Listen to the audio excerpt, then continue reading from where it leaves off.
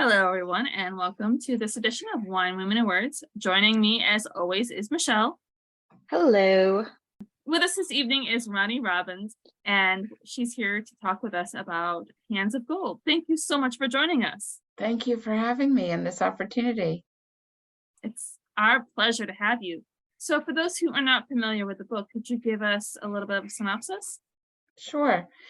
So my grandfather left cassette tapes of his life, and I transcribed them and made them into a book of fiction, historical fiction, that is.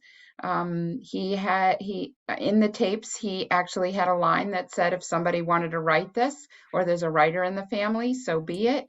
And so I took that as my personal calling. I don't know of any other writers specifically in my family at that time, and I transcribed the tapes.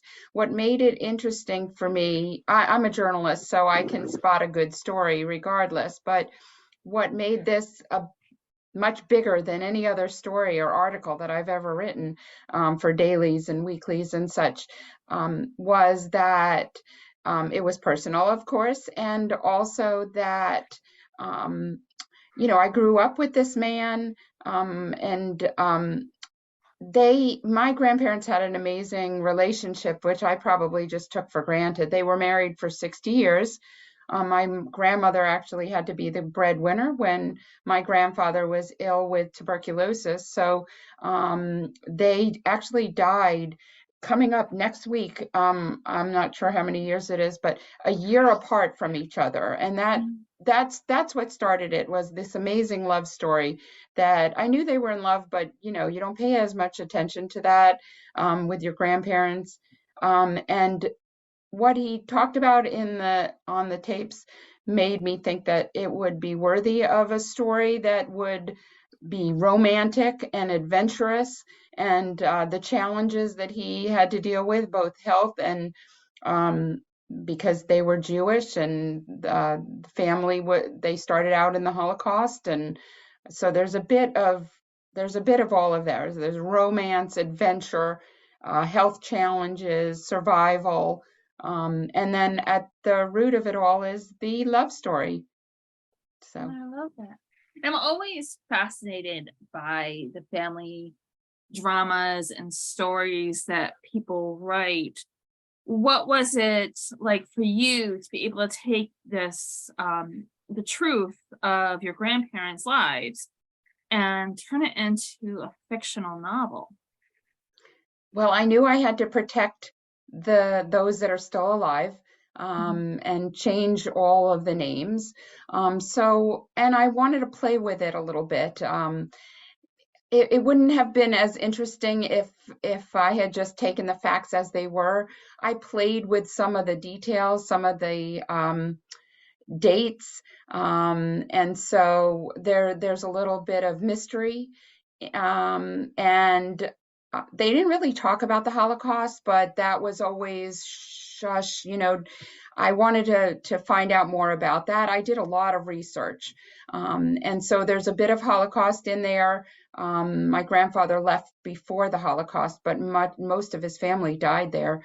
And what was that like, to hear about it from afar? But I knew that the story in itself was going to be dramatic, but I wanted to make it even more dramatic. So, and there was some of it was reality and some of it was fiction. So I weave it in and out, and I changed all the names to protect the innocent, and so that I wouldn't get sued. And it just spoke to me that there was secrets, and there was drama, and that it was a story of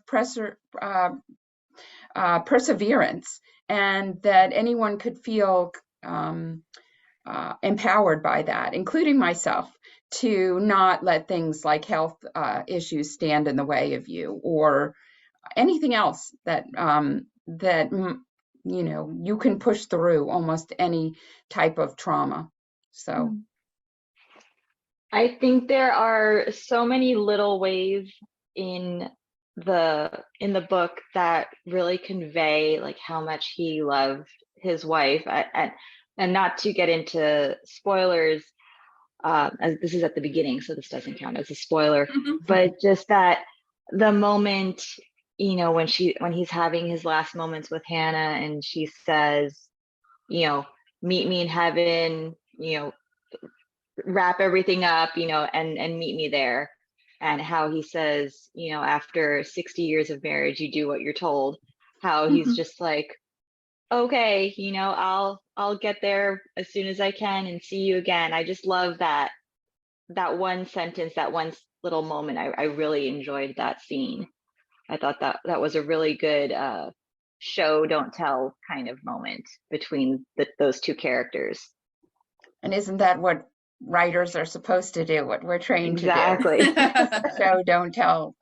So I struggled with all of that. I'm a journalist, but I'm not an author. I am now, but I wasn't then. So it was all a learning process for me. But I'm glad that when I wrote it, I felt that it had power, and that was what I was hoping to convey, that emotion and that real life of I mean, I'm a middle-aged woman. What do I know? And I was younger when I started it. What do I know about an older man and an older woman and what their lives are like? So I really tried to channel how he spoke from my memory, and then this power at the root of it all. It's a powerful love story.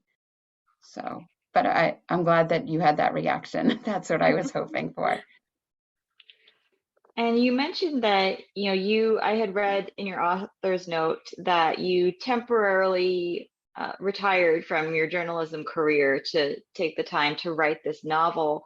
What was that challenging for you to shift your brain from journalistic writing to fiction writing and then switch back once you were done and you went back to work to get into that groove of writing? Well, I took the basics of writing and applied them writing is writing. So I had basically an interview. My grandfather left the cassette tape. So that was the start. The harder part was I'm a nonfiction writer. How do you make up facts? And so you do the best you can, and I think readers make better writers. So you read what other people write and try to copy some of what you learn from them. And you learn as you go. Now, it took me a long time to write this book and get it published. So I was also raising my children at the time. They were, I retired, I guess, temporarily from journalism to raise my family and write the book. So, but it all starts with the facts. So I would constantly go back to the facts. And of course, the harder struggle is to make up the dialogue. That was hard because I had some of his words, but I had to make up the rest of it. So it was definitely something I had to learn how to do. But it all goes back to having your notes to begin with, and that cassette tape. The cassette tapes was where it all started. First to transcribe them, and then to figure out how you want to move around everything and make it a readable story, and then add the last part of it was to make it more dramatic than it was. So I just decided that I needed to change the name. So, and that there wasn't enough. I couldn't just make it a biography. That nobody would have read it, but I don't think. I mean, it would have been dry. So you use every bit of your creativity and you figure out what they might have said based on what your experience was in hearing them speak, and then the rest was just winging it. I love it. I feel like so much of writing is just winging it. I think in one conversation with my editor, I was like, I have no idea what I'm doing. I'm still a rookie. Please remember that. And she was like, no, honey, you're a pro now. Oh. And I was like, okay, if you say so. It's so definitely second guessing yourself at every little turn. And then I didn't want it to be self-published because of that reason, because I wanted to know it had gone through the slush pile, and as they used to call it, I don't know what they're calling it now. Maybe it is still the slush It's pile. still the slush pile. But I wanted it to go through some kind of screening, and that's why I didn't just try to self-publish it. I'm used to being published by a newspaper, just not a publisher. So I hung on, and then it all comes down to luck in the end, I think. Yeah, I think when it comes to traditional publishing, it's a combination of luck and numbers. It's very much a numbers game. Somebody is bound to say yes to your book. It's just a matter of how many people are you going to pitch that book to. So, and it's just like with the lottery, like, okay, you're bound to win the lotto. Like there was a movie about the couple where he was playing the lottery and he figured out how many tickets they needed to buy to be able to have one that won. And it's the same concept when it comes to pitching your book. You have to just throw it out there, throw it out to everybody, because unless you're a mathematician, you don't know exactly how many it's going to take to have that one to say yes to. Yes. How many no's are you willing to sit through to get to the yes? You know, I thought I had 200, but I counted like 40 or 50. I could have sworn that my file was huge, but I actually counted one day. But I think I got 40 or 50 rejections. But I kept every single letter. And after a while, I was so numb to it that it was like, okay. And by the time that the good news came, I sort of almost discounted it and was like, okay. And then I was like, wait, what? What was that? And I don't know if you read, but I lost my first publisher with concerns about lawsuits from the family members, and then that was very depressing. And then 6 months later, I got another publisher, but that 6 months was a very long and depressing 6 months of, you know what, it was too good to be true, or whatever you do to second guess yourself. I write about medical students, and they have this imposter syndrome, and I feel like that's some of it is that, like, okay, well, you just got lucky, and then what are the chances of you getting lucky again? So it was very frustrating after. I don't know if you saw, but it was 20 years. It was 18 years for the first publisher, and then I had worked with her for 2 years, and then after she dropped me 6 months later, I got an even better publisher. So everything happens. There's a little Yiddish in the book, and everything happens for a reason. It's called bashert, how you end up doing what you're doing, how you end up with your significant other, what have you. So I believe in that. I certainly believe in that as well. I was on a podcast recently, and they had asked if you could change anything about your career path. Would you change anything? What would it be? And that was so hard for me to answer because, and you said it was called bashert is the word? Bashert, Bashert. And I firmly believe in that as well, where everything happened for a reason. I went through what I needed to go through to be the writer that I am today, to meet Michelle, that sort of thing, to create the podcast and do all of that. And it was like, I was like, I wouldn't change anything for the world. But it was a matter of, and then I ended up flipping it to, if I could say something to the girl back then, it would be just calm down. Everything's gonna work out. All right. Which is always so hard for us, especially as writers, to hear that everything's gonna be okay. Just relax, read a book, have a glass of wine. And we fight so hard against that, I think, and I think that's very much a human condition. Yes, definitely. So I would love, I'm sorry, I didn't mean to cut you off. You're good. I just love the idea of the tapes that your grandfather recorded. I think that is such a special collection to have. of a record, where you could still hear his voice and hear the way that he spoke and hear the words that he used, or if he laughed during a moment, or if a memory kind of got to him. And I just, what you were saying about going back to the facts, and I just thought how special that is for you as his granddaughter, but for a historical fiction writer to have that firsthand account of the time period and the events that you're writing about, how special that is, because that, depending on, of course, the time period that you're writing in, you very rarely have that kind of direct firsthand source to reflect on and to reach back to. So unfortunately, I couldn't ask him any questions. What does he mean by this? Or, but I spent my childhood with them. I don't think I appreciated them as much as I did when I compiled this novel. But I grew up with this family. I mean, so I tried my best to channel a older Jewish man, and that's not easy, but but I certainly knew that they spoke with Yiddish, and they certain mannerisms I understood and I tried to capture, but none of it was easy. It's easier to have your subject where you can ask them questions like, what did you mean by this?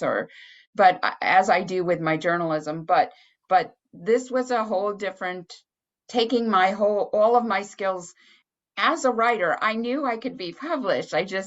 It's like night and day between writing for newspapers and magazines and nonfiction and writing fiction. It's so different. But I think that because I had the fiction, because I decided that it was going to be fiction, I was going to make up different names and just use the tapes and the storyline as the basis, and then take it from there and play around with the facts and whatever I did. You just, and then you hope that people can relate to it as much as you feel like, because it's my family. Of course I relate to it. How do you make other people relate to it? It's a huge challenge. But I feel like once I won an award, it was like, yes, there's something here. You're not just kidding yourself about this. There might be something here. It took a long time after winning. I was an Amazon Breakthrough Novel Award quarterfinalist in historical fiction. I was like, wow, somebody likes it. So, and I've won awards before for journalism, but this said that I had something there, and because of that, I stuck with it. And then I wasn't willing to.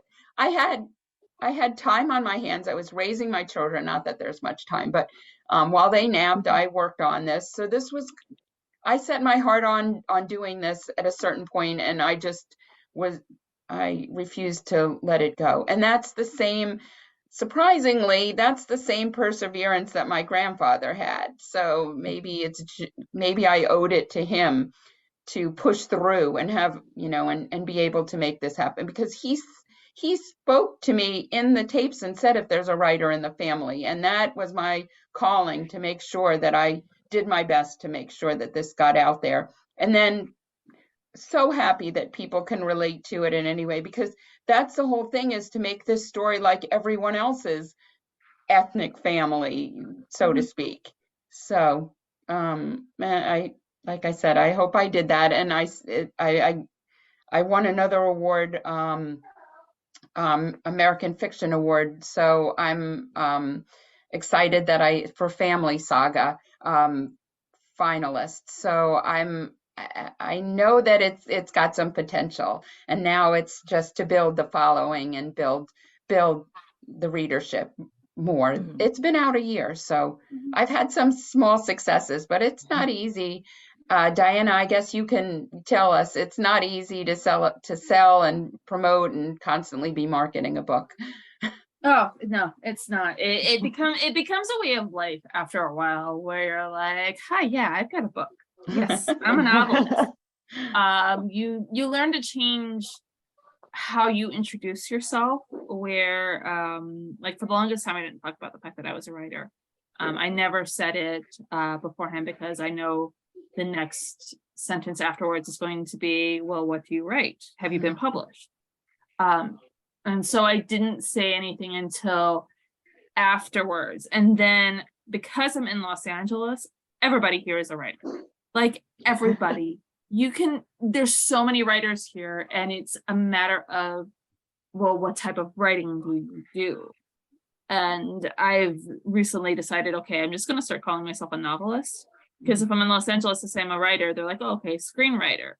And it's like, no. You have to specify. Yeah, you kind of have to specify.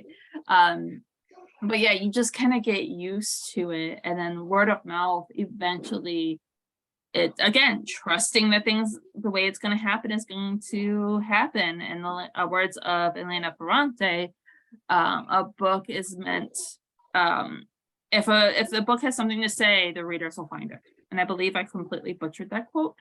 But it's pretty much the gist of it, that they will find its audience. And if it has something to say, it was just like your book, it has something to say, so it will find its audience. And I think when you were talking about your grandfather and all of that, that's one of the things that for me that I love about family sagas. Regardless of what cultures we come from, there's always some sort of element that we can relate to within those family sagas, of the father-son relationships and mother-daughter, mother-son, what have you, whatever the dynamics are. There's so much within that we can all relate to. And it's one of the ways that we're able to unify and look past our differences and see that we're all so much alike, because we all have the similar dynamics within our families, stuff that we can relate to within our families, but yet there are these interesting differences that we can learn about. We can learn about the other cultures, and we can learn about these things because we have that stepping stone, that touchpad of, we've got this family that we can relate to. Exactly. That was very poetic, Diana. Thank you. I was very proud of myself. This is our second episode of the year, and it is my first soapbox, and I pulled that off so nicely. I am proud of myself. I love that you quoted, you pronounced her name different than I would have, but Elena Ferrante. Okay, there I go. So I love her too. My brilliant friend and the whole series, that's the same, I believe. But I do another ethnic take on friendship, but mine is more of a love story, a family saga, like you said. So, but I love that. But yes, the second guessing continues, and but I'm, I should be more confident. I'm definitely more confident now that that I'm out there, and I've talked a few times. I was in the Jewish Book Festival with major authors, so that was a definite coup. So small successes, and you just keep, I work full time for Medscape WebMD, so I'm a full-time reporter, full-time journalist, I should say. I'm really more of an editor. And so it's constant. It never stops. It never stopped with me. I was always freelancing, and while I was writing this book. So I always had two things. But yeah, you got to have a dream in life and a goal. And I never knew this was going to be my goal until I just started. And then then I was like, I got to see this through and see, I'm going to do it till my dying day. I'm going to be pushing this book, or, trying to get this book published. So, I've said it myself. My plan is to die at the age of 93 with a pen in my hand. I feel like that is a good age, and I'm going to die mid-book. And so what's going to happen is you're going to have this half of a book, and nobody's going to know how it's going to finish. You just, You're gonna it's just leave gonna us be with a what it is. cliffhanger. Exactly. And That's people are gonna typical. wonder. It's like the lady and the tiger. No, people wonder what did Diana mean to finish in this? But I feel like over the past 6 years, because we're going on our 6-year anniversary with this podcast. 7. Well, I will say 7. Mazel Tov, so Oh, you'll shit, have to 7. figure out what that means. 7. 7, yes. Okay, so retract that. 7, our 7-year anniversary. And I feel like one of the constant things that we have seen with every single author that has come on the show, regardless if it is their first novel or their, I think the most published was 23, Michelle? Oh, wow. Maybe 25? I think so. That sounds about Yeah. right. Yeah, regardless, they all have imposter syndrome of some sort. And every single one of us at some point in our career has felt like, I'm not good enough for this, or nobody, why does anybody want to read my books? I don't understand this. And it's something that I think as an author unifies us, and we don't talk about it enough, but it's so very much That sounds there. very depressing, but it's almost like comforting to know that it's not just, it's not just you, it's not just me, it's, it's all the authors. And if we're all thinking that, then maybe the imposter maybe syndrome not all the doesn't really authors, exist. Maybe it doesn't exist. Maybe it's a fictional thing in our head, similar to Santa Claus. Yeah. Well, No offense to those who still believe in Santa Claus, and if your kid is listening, I really, really apologize. Well, I think if people buy your books, then you've proven to, if anyone buys your books other than your family, and your close friends, I think that you can say that you did okay and that it was worth it. So Or sometimes it's just a matter absolutely. of the fact that you finished the book.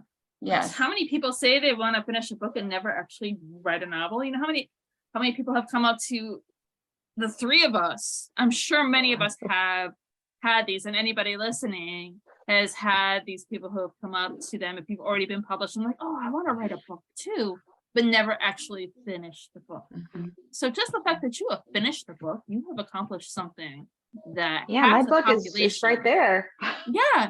Hasn't been published, but it's right there.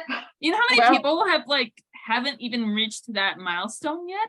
That is a big accomplishment. And we have these little accomplishments that we continue to acknowledge. And I feel like by continuing to acknowledge these contests, like your awards, even if you're not an award winner, the fact that you managed to get published over God knows how many people are trying and fighting to apply for a job that nobody wants to hire for. You made it through the door.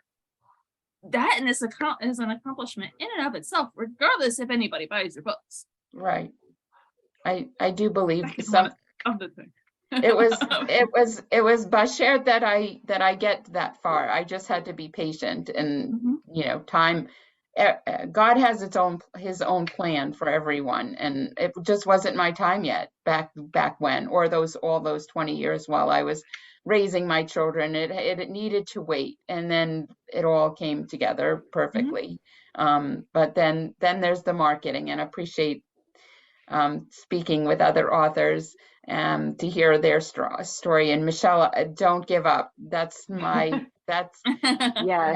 If you're almost there, just commit to it. And I find that I had to let other people have their fun old weekends, that I was committed to this, and this was larger than fun many times.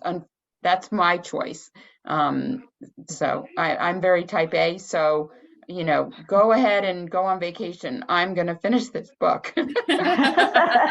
I'm gonna do something. I will go on vacation when I'm done.